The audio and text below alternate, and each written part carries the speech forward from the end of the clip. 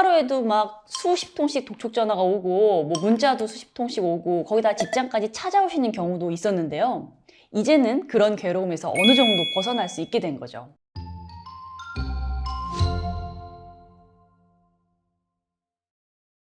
안녕하세요. 회생이 다비지의 이미지 변호사입니다. 여러분, 정말 반가운 소식이 하나 있어요.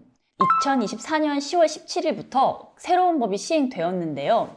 이게 이름이 조금 긴데 개인 금융채권의 관리 및 개인 금융채무자의 보호에 관한 법률이에요. 물론 이렇게 길게 부르기는 어려우니까 우리가 줄여서 개인채무자보호법이라고 부르고 있습니다. 혹시 채무 때문에 힘드신 분들이라면 이 법이 왜 생겼는지 한번 들어보시면 좋을 것 같아요. 사실 그동안은 채무자분들이 정말 많이 힘드셨거든요. 이제 연체가 어느 정도 되고 나서야 채무 조정이 가능한 부분도 있었고, 그리고 무엇보다도 이 채권자들의 독촉 때문에 굉장히 고통스러운 시간을 보내신 분들이 많아요. 정부에서도 이런 문제점을 잘 알고 있었기 때문에 채무자들을 좀 더 보호하자는 취지로 이 법을 만들게 된 거예요. 자, 그럼 이제부터 이 법에서 가장 중요한 내용들을 하나씩 자세히 설명해 드리도록 할게요. 자, 첫 번째로 가장 중요한 게 추심 총량제라는 제도예요. 이게 뭐냐면 채권자가 이제 각 채권별로 일주일 동안에 최대 7번까지만 독촉을 할 수 있게 제한하는 거예요. 여기서 독촉이라는 게 뭐 전화든 문자든 직접 방문이든 어떤 방식으로든 상관없이 다 합쳐서 7번이라는 거죠. 그동안은 제한이 전혀 없었거든요. 그러니까 하루에도 막 수십 통씩 독촉 전화가 오고 뭐 문자도 수십 통씩 오고 거기다 직장까지 찾아오시는 경우도 있었는데요. 이제는 그런 괴로움에서 어느 정도 벗어날 수 있게 된 거죠. 물론 여기서 주의하실 점이 하나 있는데, 만약에 전화를 안 받으시거나 뭐 받자마자 끊으시면 처음 2번까지는 총 횟수에서 제외가 된다고 합니다. 자, 두 번째는 추심 유예 제도라는 게 생겼어요.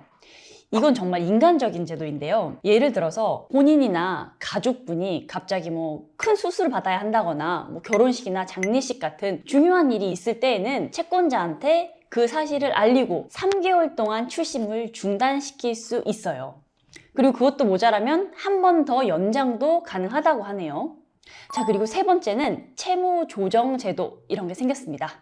다만 이거는 대출금이 3천만 원 미만인 경우에만 해당이 되는데요. 예전에는 이제 연체가 되고 나서야 뭔가를 할 수 있었다면, 이제는 연체가 되기 전에 미리 은행에 가셔서 제가 지금 사정이 뭐 이러이러해서 대출금 상환이 조금 힘들 것 같은데 혹시 조정이 가능할까요? 이렇게 요청하실 수 있게 된 거예요. 그러면 은행에서는 10영업일 이내에 그러한 요청을 수락할지 거절할지를 알려줘야 해요.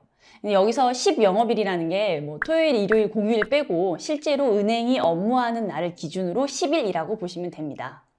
네 번째, 제가 생각할 때 가장 획기적인 변화가 바로 이 연체 이자 제한이에요. 지금까지는 어땠냐면요. 예를 들어서 4천만 원을 대출 받으시고 매달 100만 원씩 갚고 있었는데 그 달에 100만 원을 못 갚으면 남은 대출금 전체에 대해서 연체이자가 붙었거든요. 근데 이제는 5천만 원 미만 대출의 경우에는 실제로 내가 연체시킨 그 100만 원에 대해서만 연체이자가 붙게 되는 거예요. 이게 얼마나 큰 차이인지 아시겠죠? 그럼 연체이자가 엄청나게 줄어들게 되거든요. 그동안에 연체이자 때문에 채무가 막 눈덩이처럼 계속 불어나서 감당하기 힘들게 됐었는데 이제는 그런 부담이 좀 많이 줄어들게 됐습니다. 마지막으로 주택 경매 유예 제도라는 것도 생겼어요.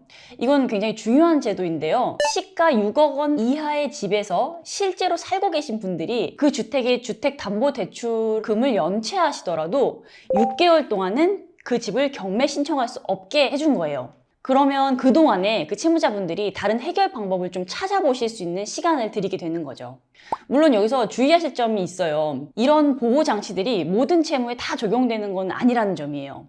이 추심 총량제처럼 기본적인 내용인 경우에는 모든 채무에 다 적용이 되지만 나머지 대부분의 이 보호 제도들은 3천만 원 미만, 뭐 5천만 원 미만 이런 채무에만 적용되는 제한이 좀 있습니다.